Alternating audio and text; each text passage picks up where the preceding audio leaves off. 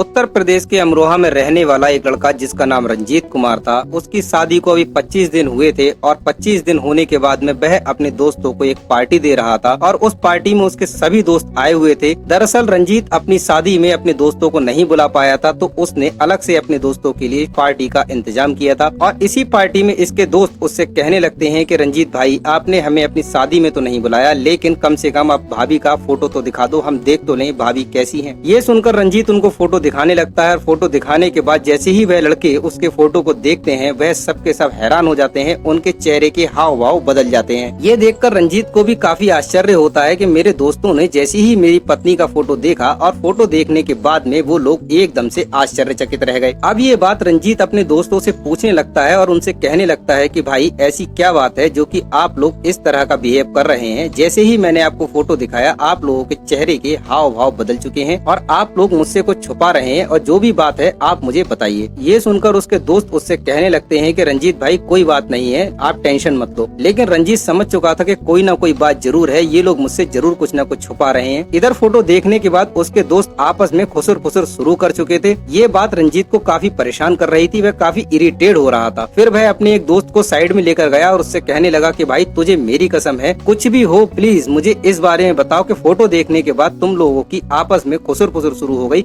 उसका कारण क्या है। तब उसका दोस्त कहने लगा भाई तुम्हारी शादी हो चुकी है और हम तुम्हारी हंसती खेलती जिंदगी में जहर नहीं घोलना चाहते, इसीलिए तुम इस बात को यहीं पर दफा दो। ये सुनकर रंजीत को और भी ज्यादा बुरा लगने लगा। वह अपने दोस्त से कहने लगा कि भाई अब तो मुझे पूरी बात जाननी ही है, आखिर क्या बात है, तुम मुझे वह बात बताओ। फिर उसका दोस्त कहने लगा रंजीत भाई, जिस लड़की से तुम्हारी शादी हुई है वह कोई और नहीं एक कॉल गर्ल है और उसके साथ में हम सभी लोगों ने रातें गुजार रखी हैं। ये सुनकर रंजीत को काफी बुरा लगता है, उसके पैरों तले जमीन खिसक जाती है। वह यह सोचने लगता है कि अभी 25 दिन पहले जिस लड़की से शादी हुई है, जो कि देखने में इतनी खूबसूरत है, इतनी अच्छी है कि कोई भी उसके प्यार में पागल हो जाए, वह उसके माता पिता का भी ध्यान रखती है, लेकिन वह पिछले टाइम में कॉल गर्ल थी।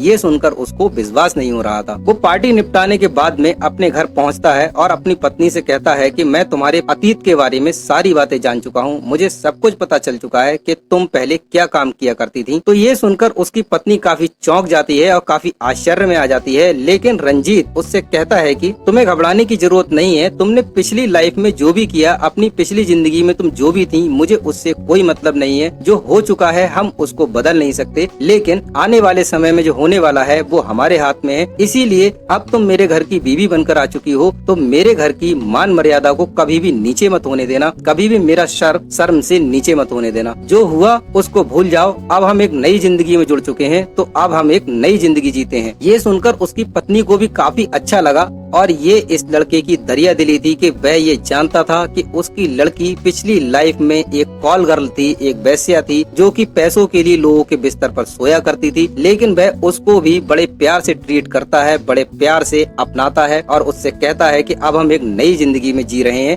एक नई जिंदगी जिएंगे। लेकिन जिस किसी को इस प्रकार का चस्का अगर लग चुका हो और वह इंसान वाकई धोखेबाज हो और गलत हो, तो वो कभी भी अपने इस कार्य को छोड़ता नहीं है। यही इसकी पत्नी रंजीत के साथ में भी करती है। दोस्तों आइए आपको पूरी कहानी में सुनाता हूँ मैं। अगर आप इंडिया से इस वीडियो को देख रहे हैं तो कमेंट सेक्शन में यस लिख दीजिए। मैं राहुल सक्सेना बरेली उत्तर प्रदेश से आपको ये कहानी सुना रहा हूँ। आप चाहें तो अपने शहर का भी नाम कमेंट बॉक्स में लिख सकते हैं। अब इसके कुछ दिन बाद रंजीत कुमार अपने काम पर जाने लगा और काम पे जाने के बाद ये लड़की अक्सर अपनी माँ से फोन पर बातें किया करती थी। फोन पर बात करने के बाद में रंजीत को यही बताती थी कि मैं अपनी माँ से बात कर रही हूँ, लेकिन ये बीच बीच में जब भी इसी के पास कोई कॉल आ जाती थी तो ये उस कॉल पर उन लोगों से मिलने के लिए चली जाती थी। इस बात का घर वालों को शक हुआ तो उन्होंने रंजीत को बताया। एक दिन इस औरत के फोन पर एक फोन आया और ये घर से तैयार होकर निकली। तभी रंजीत पीछे पीछे इसके निकला और उसने जब देखा कि इसकी पत्नी होटल में गई है और होटल में जाने के बाद रंजीत भी उस होटल में पहुंच गया और उस होटल में पहुंचने के बाद जब इसने कमरा खोलकर देखा तो वहां पर 2 लड़के मौजूद थे। उन दोनों लड़कों से मिलने के लिए गई थी, जिसकी बुकिंग 10,000 रुपए में तय हुई थी। ये देखकर रंजीत के पैरों तले जमीन खिसक गई। गई उसको बहुत बुरा लगा। वह सोचने लगा कि जिस औरत को मैंने इतना समझाया था, इतना लाड़ प्यार दिया था, वह उसके साथ गद्दारी कर रही है। अब अपने पति को सामने देखकर इस औरत की भी हवाइयां उड़ चुकी थी। इसको भी यह लगने लगा था कि पति ने पकड़ लिया है, अब तो बात खराब हो गई। तो वो तुरंत उसके पैरों में गिरकर उससे माफी मांगने लगती है और उससे कहने लगती है कि आपने मुझे एक बार बिना किसी बात के माफ किया था, एक बार आप मेरे कहने पर मुझे माफ कर दीजिए। मैं कभी भी जीवन में इस तरह का गलत कार्य नहीं करूंगी, आपका सर कभी नीचा नहीं होने दूंगी। ये बात अभी तक किसी को पता नहीं है, लेकिन अगर ज्यादा बात बढ़ेगी तो और लोगों को ही पता चल जाएगा, बात अच्छी नहीं रहेगी। लेकिन आप मुझे माफ कर दीजिए, मैं आज के बाद कभी कुछ ऐसा नहीं करूंगी। रंजीत बड़े ही भोले और अच्छे दिल का था। वह अपनी पत्नी को माफ कर देता है और उसकी पत्नी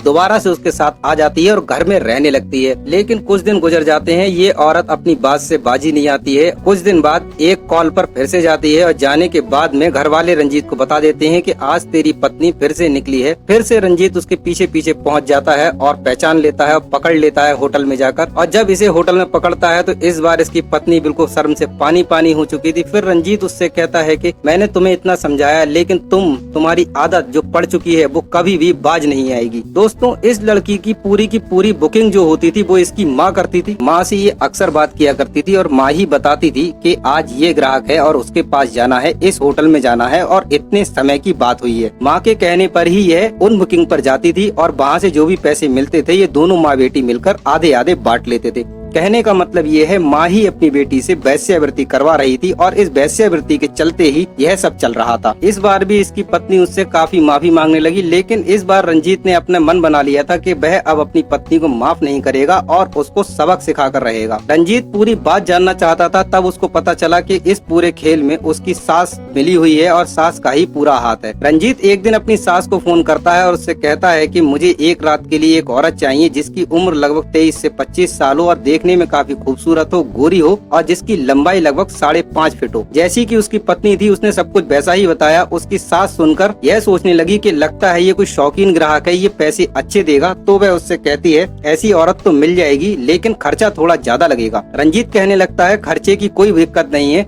आप जो खर्चा बोलोगी वो खर्चा मैं देने को तैयार हूँ, बस आप ऐसी ही औरत भेजना जिससे कि मेरा दिल खुश हो जाए। उधर से उसकी सास फोन पर बात कर रही थी, उसको यह नहीं पता था कि इधर रंजीत बात कर रहा है। उसकी सास उधर से कहती है कि औरत तो आ जाएगी, उसके 50,000 रुपए एक रात के लगेंगे। रंजीत कहता है पैसों की कोई दिक्कत नहीं है, आप औरत को भेजिए। और उसी शाम को रंजीत के बताए हुए होटल में उसकी पत्नी सज धज कर तैयार होकर पहुँचती है और जब कमरे में पहुँचने के बाद वह देखती है कि कमरे में उसका अपना पति है तो देखकर चौंक जाती है। तभी रंजीत उससे कहने लगता है कि इतना समझाने के बाद भी किया तो तूने वही ना। वह अपनी पत्नी को गालियां देने लगता है और उससे काफी कहासुनी करने लगता है। उसकी पत्नी इस बार भी सोचती है कि शायद रंजीत मान जाएगा, लेकिन वह मानने वाला नहीं था। वो अपनी पत्नी को पकड़ता है और अपनी तरफ खींचता है। उसकी पत्नी सोचती है कि वह उसको प्यार करने वाला है, इसीलिए वह उसको घुमाता है तो वो घूम जाती है। और जैसी ही वह घूमती है तो रंजीत बेड पे रखी हुई रस्सी उठाता है और उससे उसका गला घोंट देता है। गला घोंटने के बाद में जब तक उसके प्राण नहीं निकल जाते तब तक रस्सी छोड़ता नहीं है और फिर वहाँ से निकल जाता है। अगले दिन होटल का स्टाफ जब दरवाजा खुलवाने की कोशिश करता है तो अंदर से कोई दरवाजा नहीं खुलता है। फिर होटल का स्टाफ पुलिस को बुलाता है। पुलिस आती है तो दरवाजा तोड़कर जब देखा जाता है तो अंदर उस औरत की लाश पड़ी हुई थी। पुलिस एंट्री रजिस्टर चेक करती है तो एंट्री रजिस्टर से पता चलता है कि ये दोनों पति पत्नी ही इस होटल में रुके थे। फिर वह रंजीत को पकड़ कर लेकर आती है और रंजीत से जब पूरी बात पूछी जाती है तो रंजीत पुलिस के सामने भावुक होकर बताता है कि जब मेरी शादी हुई थी उसके 25 दिन बाद मुझे पता चला था कि मेरी पत्नी एक वेश्या है, लेकिन मैंने अपनी पत्नी को माफ किया। मैंने उसको कभी भी धोखा नहीं दिया, मैंने उसको कभी भी डांटा नहीं, फटकारा नहीं। मैंने उसको प्यार से ट्रीट किया, मैंने उसको प्यार से समझाया। मैंने उससे कहा कि तुमने अपनी पिछली जिंदगी में जो भी किया था मुझे उससे मतलब नहीं है, तुम मेरे साथ रहो, अच्छे से रहो, मेरा सर कभी मत झुकने देना। लेकिन मेरी पत्नी ने मेरे साथ ही ऐसा गलत कार्य किया। वह वेश्यावृत्ति किया करती थी और इस पूरे खेल में मेरी सास मिली हुई थी। मैंने अपनी पत्नी को 3 बार मौके दिए, लेकिन हर बार वह गलत ही निकली। आखिर में गुस्सा आकर मैंने अपनी पत्नी को मार ही दिया, क्योंकि ये मेरे लिए मेरा आत्मसम्मान खराब करने वाली बात थी। इसीलिए मैंने अपनी पत्नी को जान से मार दिया है। वो अपना गुनाह कबूल कर लेता है। दोस्तों, इस कहानी से हमें यह सीख मिलती है कि अगर उसकी पत्नी इस तरह का कार्य नहीं कर रही होती तो वह आज जीवित होती। जब उसे इतना अच्छा पति मिल चुका था तो उसको